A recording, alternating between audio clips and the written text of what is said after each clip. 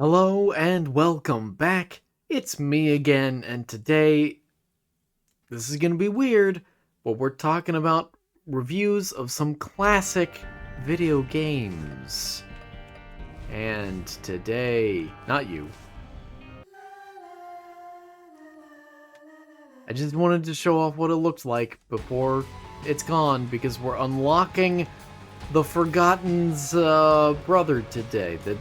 Not brother, the tainted version. That's the goal. That's what we're doing. Yeah. Like I said. Oh yeah. Oh, great start. Oh, fantastic start. Less great start. Like I said last time, I'm gonna go through some possibly unhinged topics for the remainder of the season because I want to save my juiciest topics for next season. That's all. Is that so much to ask? I don't know who's asking. Maybe it's me. Anyway, yeah, we're gonna, this is not a timely review at all. Also, this is not a well put together list of games. But there are a few classic video games that I have decided that I want to review. That I just want to talk about. And I want to talk about what makes them great and also areas that they may still be lacking in, which I understand is kind of a dangerous thing to do on the internet.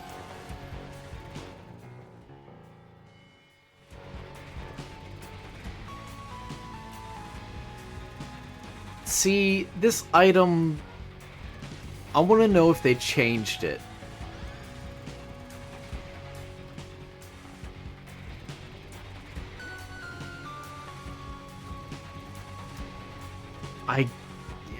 Didn't look like it. Yeah, did not look like it, because that item is functionally useless. Unless you have one of a very few specific items that where your damage stat is more important than your fire rate. Because typically the two are roughly equally important as they trade off with each other, both increase DPS by comparable amounts. Anyway, didn't look like they changed anything. Leaves me a bit disappointed. So, yeah. We're talking about a few classic video games, and I'm gonna critique them. And that's gonna be uncomfortable for some people. Because, starting off, let me hit the biggest whale first, catch the biggest fish first in the sea. I don't know what sort of metaphor I'm trying to use here. One game that I've been thinking about a lot recently is The Legend of Zelda Ocarina of Time. But because I'm American, I will be pronouncing it Ocarina. I hope you understand. Don't enter the item room. That is a reminder for myself, not for you. You can safely ignore those words. You, viewer, may enter the item room. Just you, no one else. If you have anyone else that is also watching this with you, tell them they are not allowed to enter. Make it clear. Send a message. Anyway, this, if you are unaware, The Legend of Zelda Ocarina of Time is the most highly rated game ever. Still. 99 on Metacritic. Unparalleled. Yay! I got my trinket. Unparalleled love and respect for the game. But does that mean that it is truly the greatest game ever made. That's what I aim to question.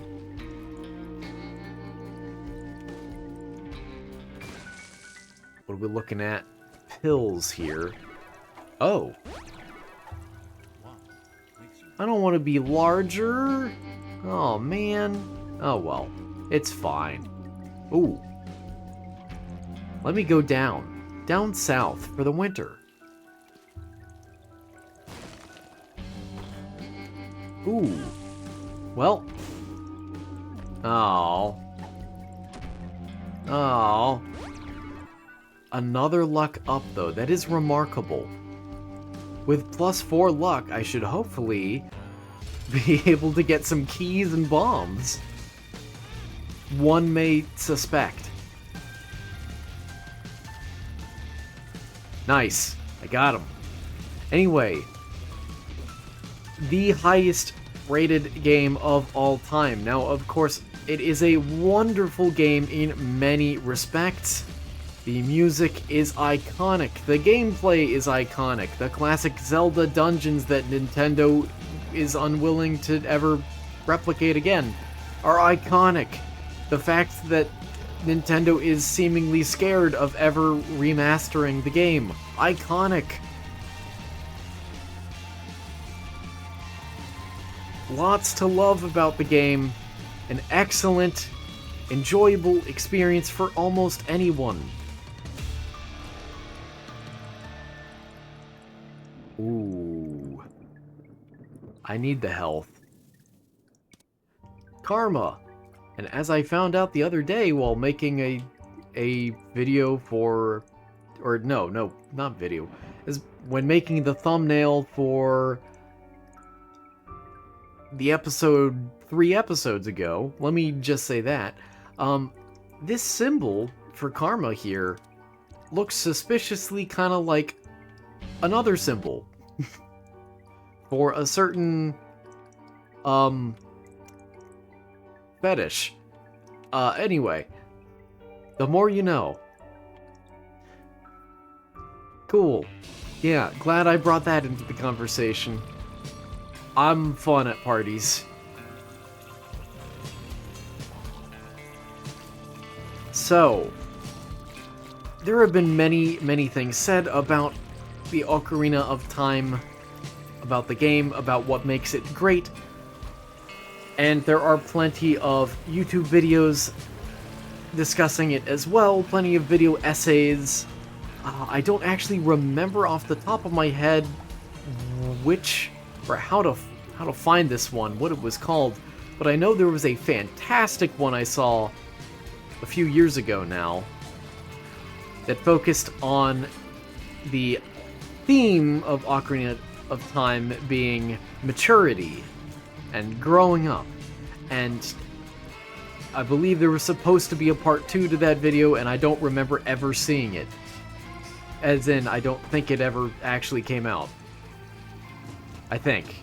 Who knows? It's been a few years, maybe they've gotten around to it. I certainly hope they did. That was a wonderful experience. Wonderful video essay.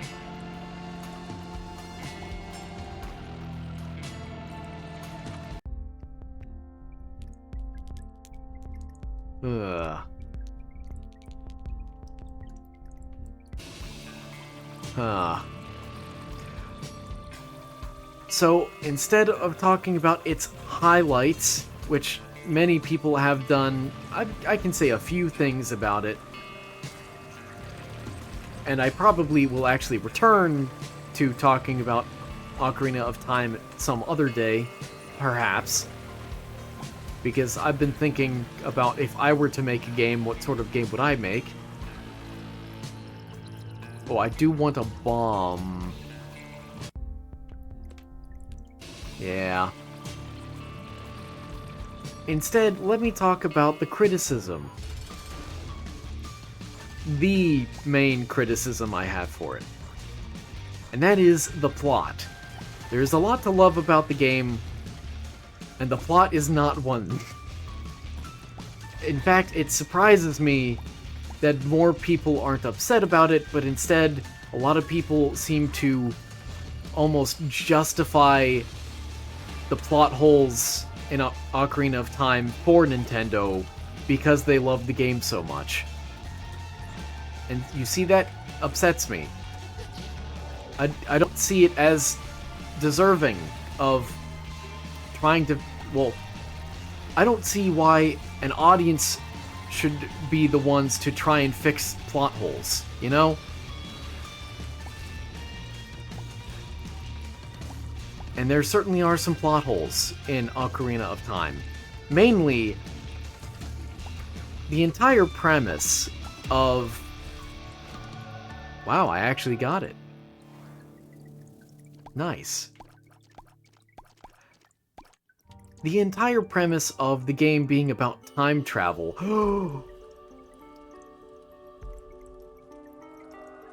One of the best possible items for the Ascent.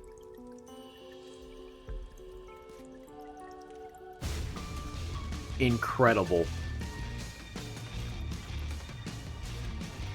Like, you know, the game is all about going back and forth through time to solve these puzzles or to better understand the world or whatever, because, you know, Link picks up the Master Sword and goes 7 years into the future. But then the entire plot is seemingly undone by the fact that at the very end of the game, after defeating Ganondorf in the future, he goes back to the past and snitches on him. And then he's imprisoned.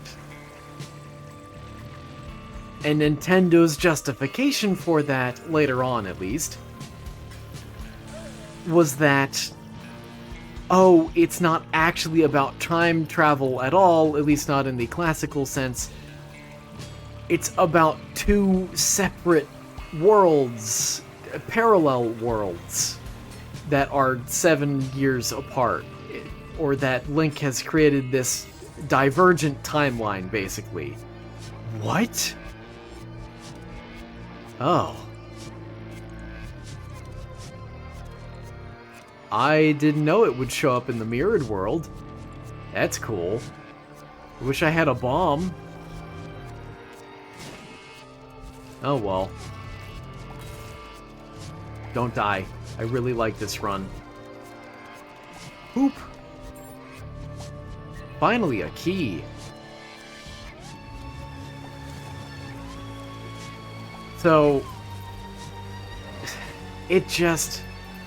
There are several logical problems with creating a narrative like that, where there are actually two separate, parallel, but related worlds in the multiverse, presumably, of possible worlds. And it's just so...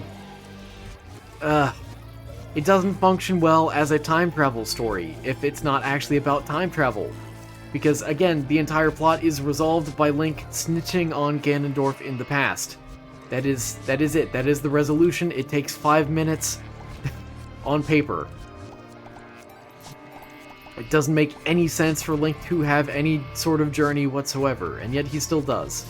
Wow. Ooh. And it irks me. And then once you bring the multiverse into this, there's also the question of... And yeah, I'm going to absorb that. Thank you very much. There's also... I have no bombs. Huh.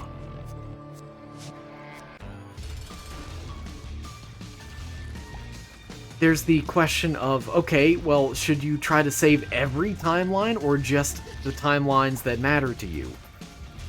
Or just your, your home timeline, because it's infeasible to save an infinite number of separate timelines, Hate to break it to you, but it's true. Now, of course, it doesn't, the game plot doesn't actually go through, I want that back. It doesn't actually allow Link to travel through any multiverse he wants or anything like that. even still. Oh, boo-hoo. No bombs, though. No bombs. That's fine. I'll just forego one floor. What's the worst that could happen?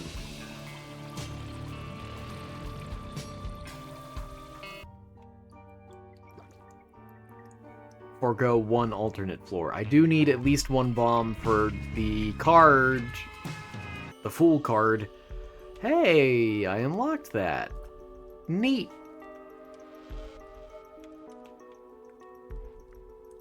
Yeah, I'll try and get another health up. Glyph of Balance could actually solve my problems here, wouldn't it? With a luck of 3, though. No, I won't. Oh, the map. Sure.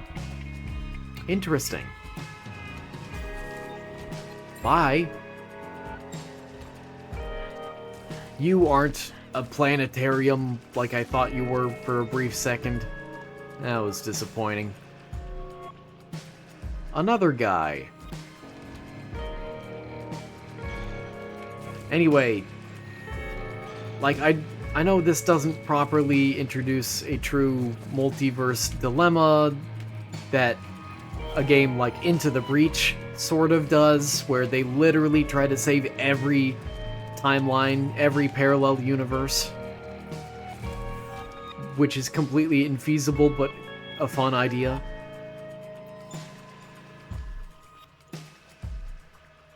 But still, it's so strange. And again, makes no sense in terms of like a plot. Hate to break it to you.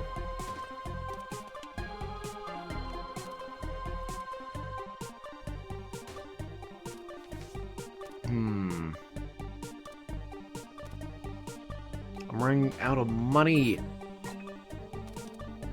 I want more money.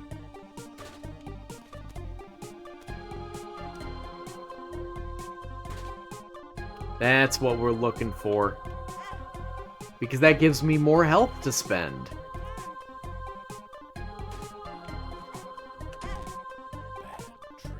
Well, okay. I guess that's fine. There's a little more red health.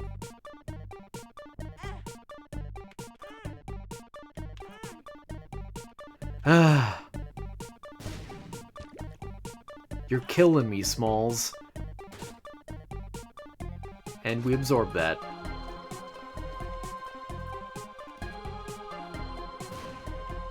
Good, good, good.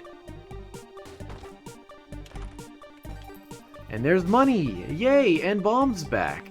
Yay! Excellent. Anyway, I'll move on from talking about Ocarina of Time. Again, the plot, just, when you really think about it, doesn't make any sense. Because it's not really about time travel, so it just, like... And if it really was about time travel, which it seems it was supposed to be, then why does it end with Link just taking 2 minutes to snitch on Ganondorf? And then everything's resolved. I do also miss the character of Saria, though. Saria? However you pronounce her name. Wish they did more with her, overall, in the Zelda universe. Really cool character to have a childhood friend of Link, you know? That isn't a romantic interest. That isn't Zelda.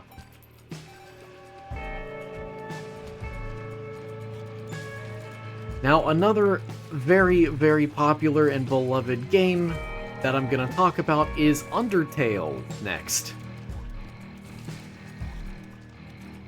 And I actually played through Undertale while I was on vacation just last week now.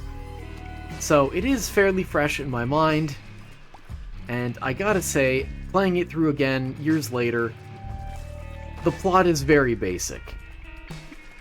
Very basic. It's like, it kind of surprised me. Yeah, look at that new Burkano. Woo! Locusts. I mean, it's still good, don't get me wrong. And there is a lot to love about the game, from the music to the fact that the music is all in semitones. I'll absorb that, and that was absolutely worth absorbing. Not all in semitones, but a lot of the music is composed with off-key notes, basically. Off any key notes. Ugh. I need to save a charge next time I come to the Angel Room shop. Yeah, I'll take it.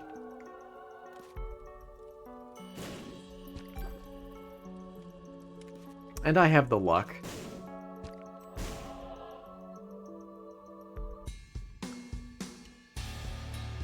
Huh. I wonder where I should go. And where is my planetarium? I want it. Well, it's not here, so this was a waste of time. Anyway, yeah, again, the plot... I don't mean to spend all of today just talking about plots. But once again, the plot of Undertale, underwhelming. Underwhelming. It felt a lot better the first time I played through it, but that was years ago. Maybe I'm just more mature in terms of thinking about plots these days. Weird thing to say, Shot perhaps. Speed up. But I have been thinking a lot about plots of all various kinds more recently, so... But, now I will talk about some strengths. Of course, there are, once again, plenty of other reviews for Undertale out there in the world. But just to toss in my 2 cents, from playing it again recently, I forgot just how good the characters and dialogue are. Of course, the music is fantastic as well, but that is, you know, very commonly highlighted to begin with.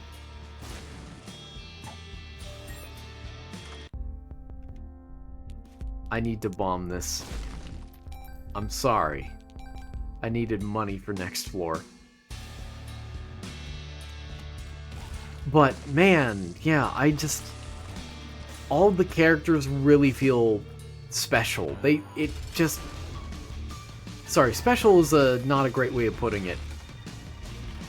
That almost insinuates something else. All of the characters feel like genuine, unique characters. It doesn't feel like the author, it doesn't feel like Toby Fox is pretending to be different characters.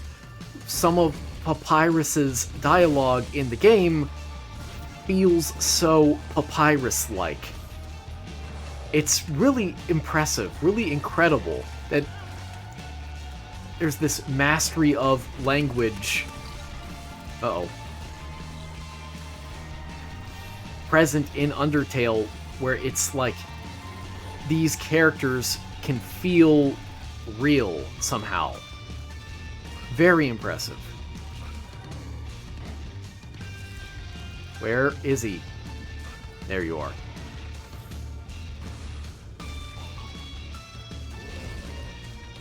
Uh-huh.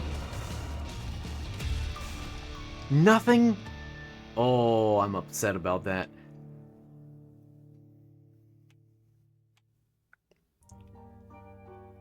I really don't want to take that.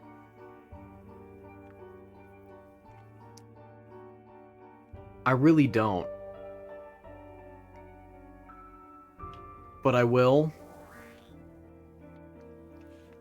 So that I can absorb the key.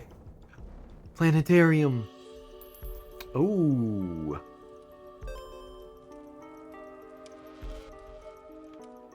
I want this key. Give me the key. That was very close. I want to absorb all of the key pieces that I can from these angel rooms because I'm going to be getting an angel room per floor. I'm going to get as beefed up as possible.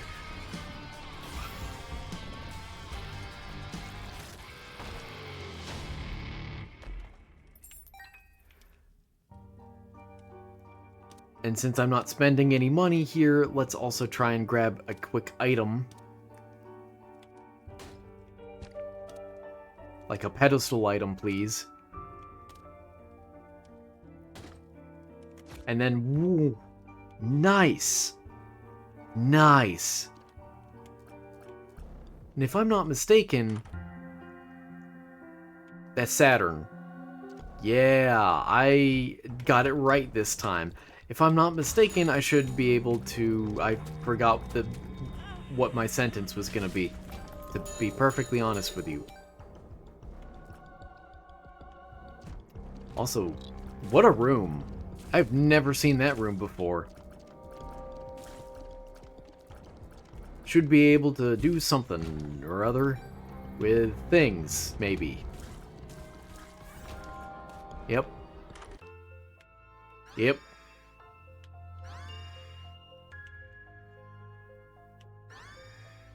Uh-huh.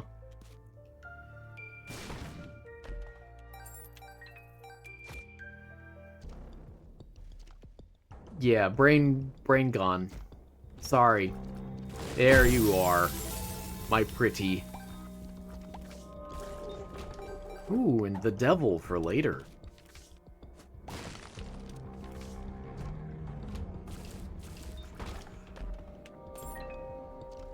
Well, I really hope I get a soul heart. That would be pretty cool. Because I'm living on the edge right now of glory. Ooh.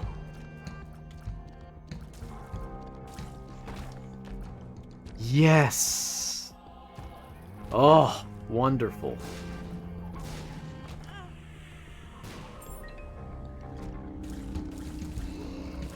Anyway, yeah. Biggest thing that stood out to me from replaying Undertale was, again, just how good the dialogue is and how it feels authentic. It feels sincere, it feels like these are genuine characters that exist on their own, even though the plot wasn't anything that exciting. In retrospect. In my opinion. Allegedly.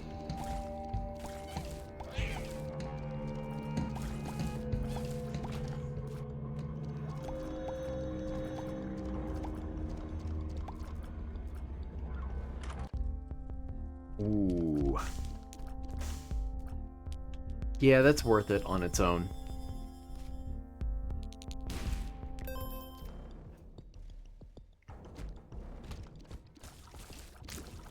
Ooh. Scary.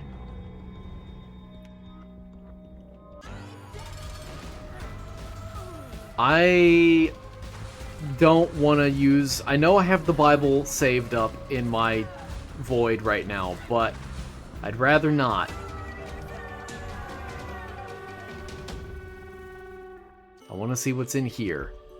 Aha. Something useless this way comes. Oh, that was so good. Such good damage.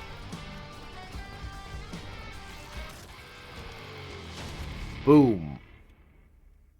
Nice. Oh, I finally remembered what I was gonna say. Because I'm Apollyon, I should, in theory, be able to break the lowered cap that is... Also, let me take this and go put it over there.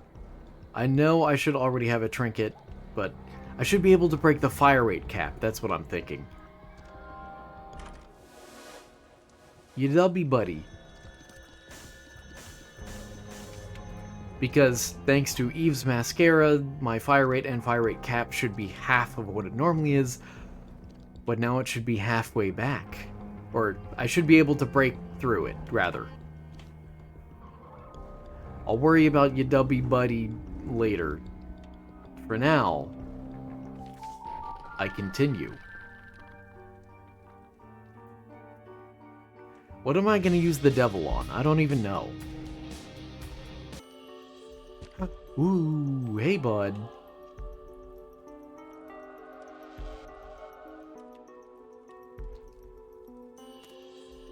I would like you to drop me an item. Yes. Perfect. You know, for this being the final episode of Apollyon, I'm gonna be so cracked. I'm gonna have so many good items. It's gonna be beautiful. Oh, wait, never mind. I don't have a charge. I'm dumb. I am dumb, dumb, dumb, dumb, dumb. I am very dumb. Oops. I'll take you. Yeah. Well, okay. That's fine, I just need a charge for next time.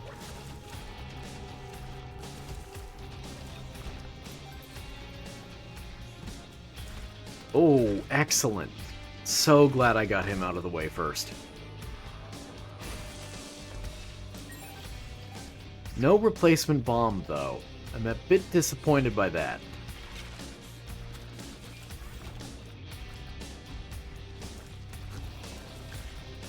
Let's see, next game I want to talk about is another classic, Outer Wilds. But this time, again, because this is kind of a not very scripted episode or anything, because I'm just talking about what I want to talk about, completely independent of what I think other people would be interested in, because I'm a weirdo. Yeah, I need more bombs.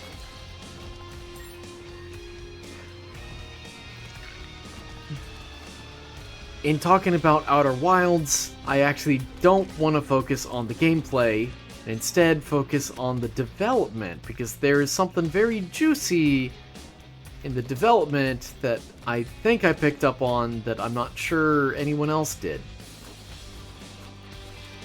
Haha, oh.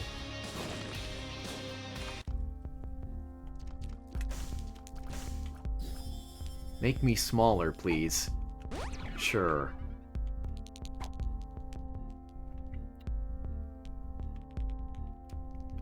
Yes?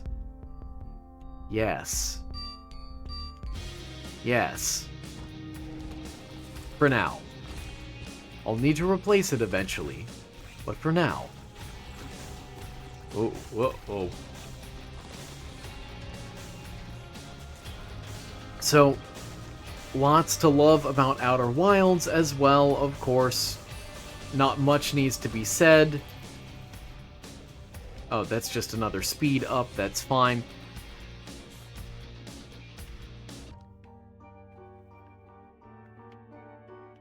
Yeah, and we can just take this. Love the music, love the indirect storytelling, love the sense of humor of the game and the art style, the physics puzzles, everything about it. Except the development, because there's something real suspicious that went on in the development of Outer Wilds, as beloved as a game as it is. That sentence didn't quite make the sense that I wanted it to make. Ooh.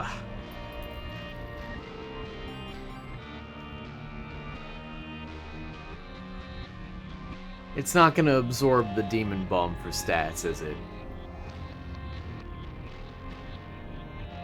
So I'll just take the Dark Bum. Not Demon Bum, Dark Bum. I know how to read.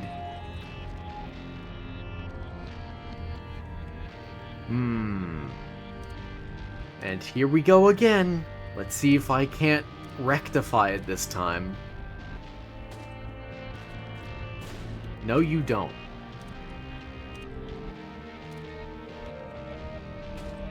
Aha! I'm fine with sacrificing that. That's more than fine. So jarring to hear the music shift like that again. Ooh. New noise! Yoink. 2 damage, 5 range. Not bad.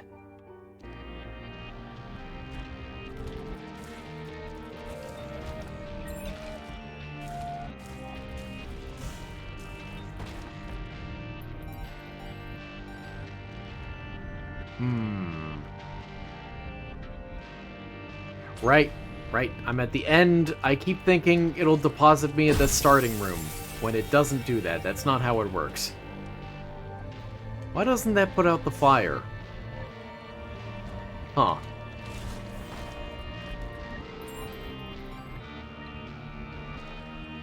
I will absolutely take you, though. I will come back for that. Don't worry, don't worry. Just give me a minute.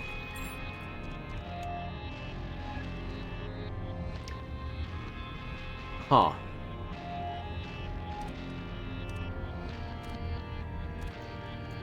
Give me something good. Anyway, yeah, love the music and the puzzle solving and everything else about it. Oh.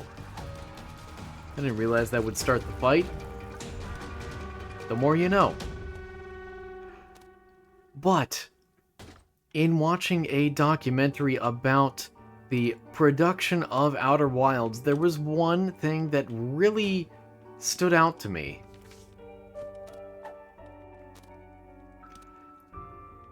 And that's the fact that Outer Wilds actually started as a student project. Or as, rather, a collection of student projects. Come on, man. Oh, thank you. There we are. More fire rate.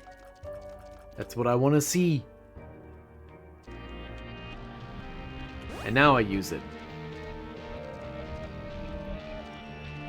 Because this is crucial. But also I want to see if there are any other... if there's much more opportunity for money. Because... money. You know how it is. So, specifically, again, this comes from one of the documentaries about how Outer Wilds was made.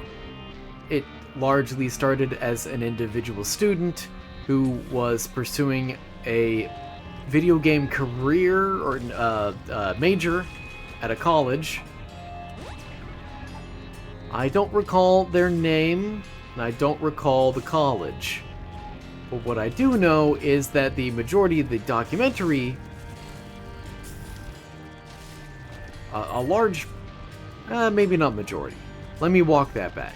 A large portion of the documentary focused on the variety of projects that they worked on as a student. And I really want that, and that is a shame. But this is what I get, you know?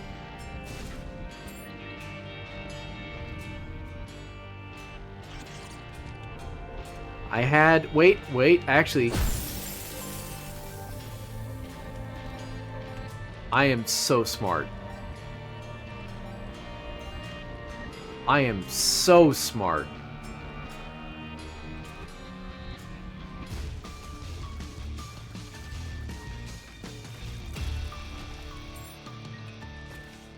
More damage and luck, that is acceptable.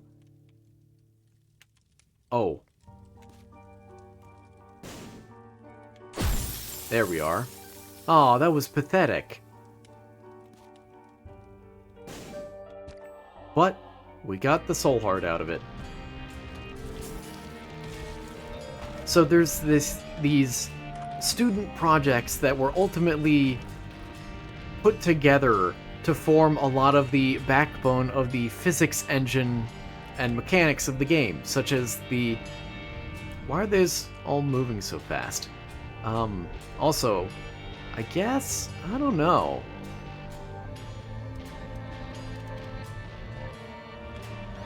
Weird plan, hear me out.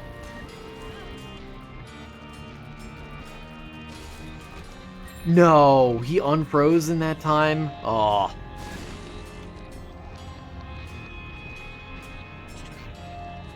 Oh, thank you.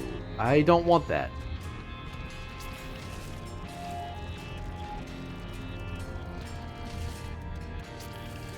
Ah. 1 penny. I don't think this conversion rate is working for me.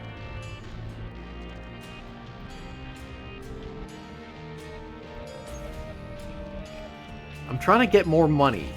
That's all it really comes down to here. The butterbean. I can't believe it's the butterbean.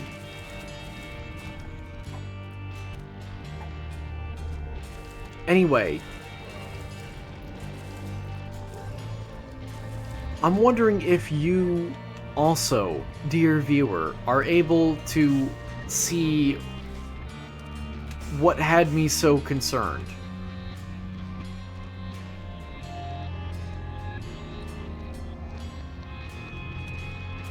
Beautiful. Beautiful. Oh, so good. Maybe I should have put a trinket in there too.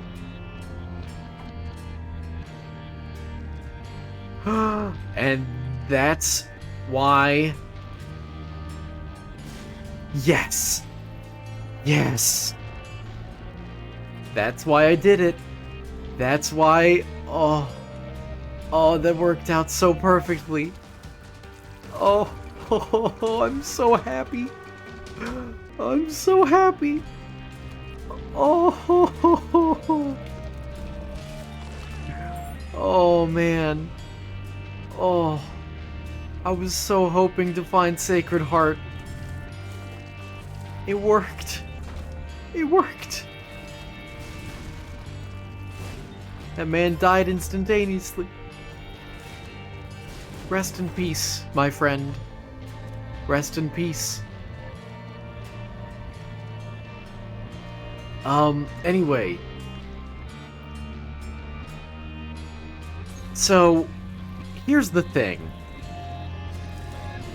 If a lot of the core of the game, and I'm not just talking about the physics engine or the control scheme, I mean, if even some of the fundamental core ideas of the game that are unique to the game's identity, such as, and this is true...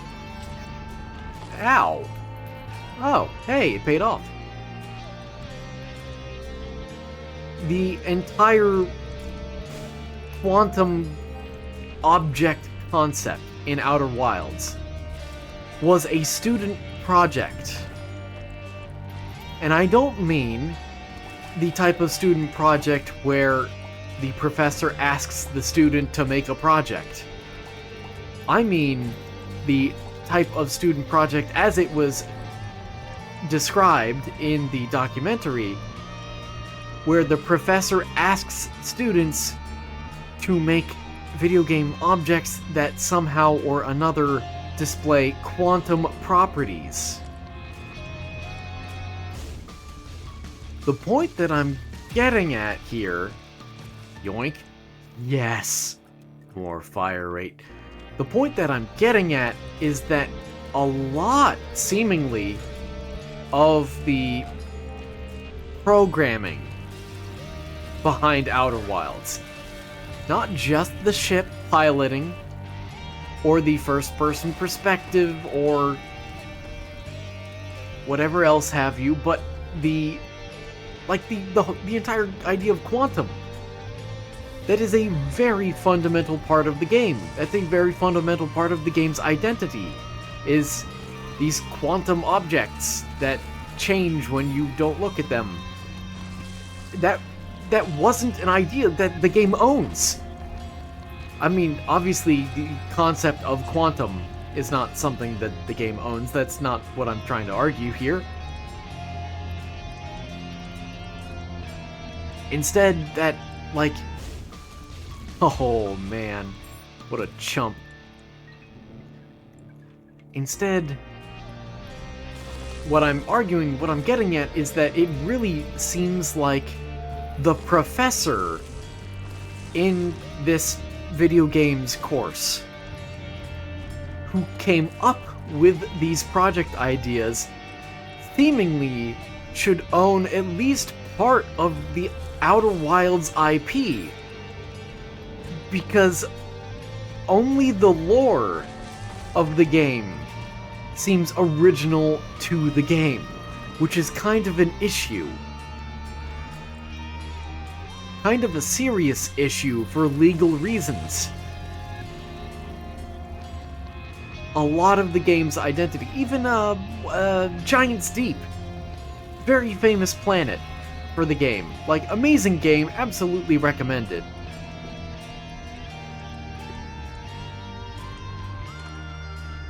Oh. Oh. I wasn't sure which one it'd take me to. Giant's Deep. I believe that was another student project. I don't remember the specifics of that one, but it's just so concerning. For legal reasons, for copyright reasons. And if you pay close attention to how these student projects are described, it does really seem like the main guy who came up with Outer Wilds, who created it, basically, seems to be avoiding questions. What pill appeared? Huh? What? I don't know what pill just appeared. Huh. He really seems to be avoiding questions related to the professor of that class. I mean, not that there were that many questions that were asked of him in reference to, like, the professor, but, like, there's a weird lack of detail when it comes to the specifics of his college course itself. If that makes sense.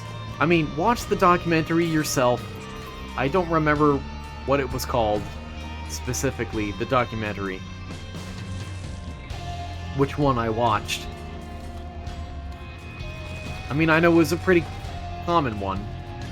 Pretty famous. Not, maybe famous is the wrong word. Pretty popular one. But still, it just, like, it really screams legal hazard here. Oh boy. I believe there is still one more floor of Angel Room.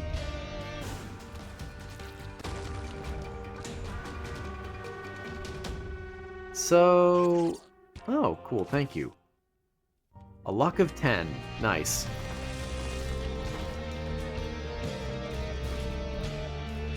It all comes down to whatever's in this final shop. I think. I thought there was a final shop. Is there not? Oh.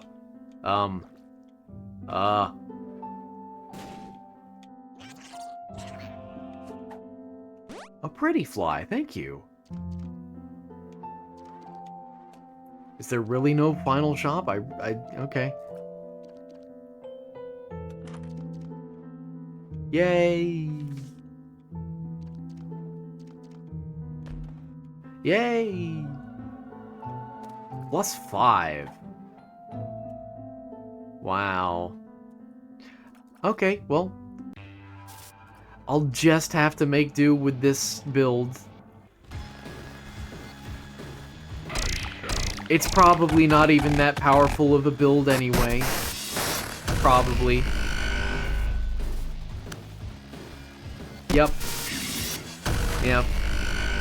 I wish this build were something special. But I'm playing Apollyon, so, you know, what can you really expect? It's just really beefy.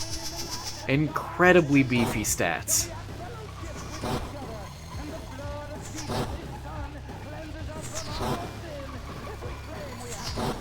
Get back here. Oh, cool, yeah, that works too. And he's gone.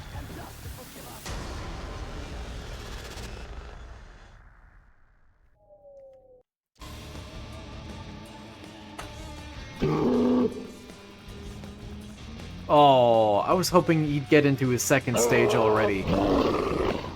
That was very close. I just realized I have 2 different rings of capturing enemy tiers around me. That's what happens when you get Jacob's Ladder.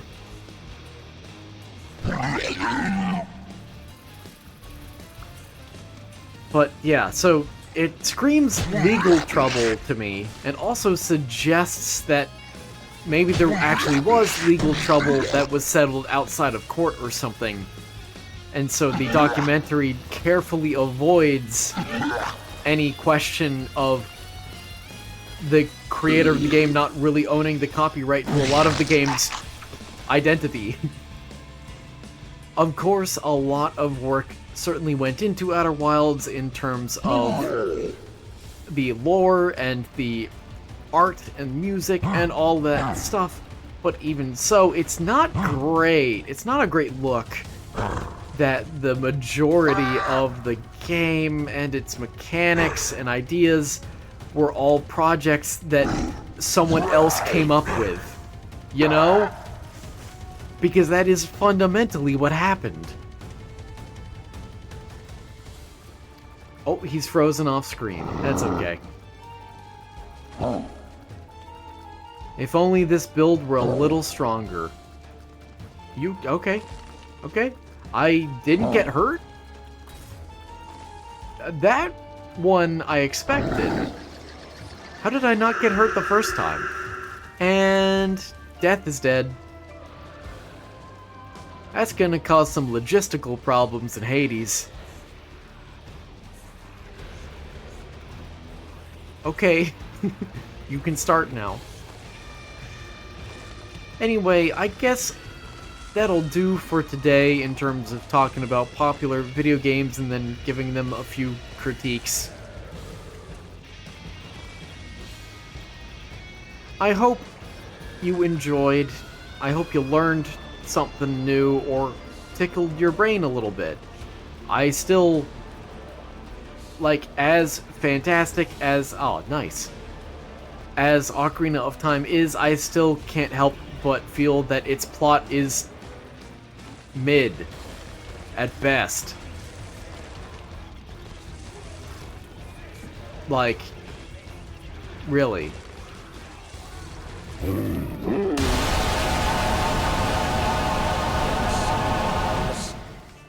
Wormy.